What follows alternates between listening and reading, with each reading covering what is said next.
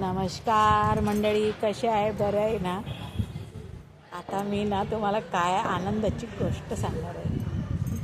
आता मी तुम्हाला 5व्यांदा मी आजी झाली आहे हे सांगणार आहे.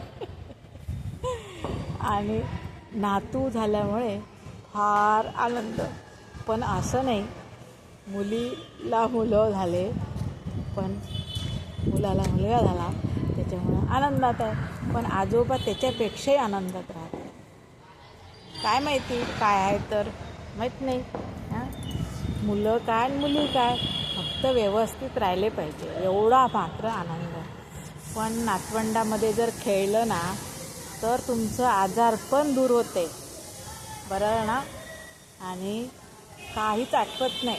नातवंड म्हणजे लहान मुलं म्हणजे देवाघरचे फुलं.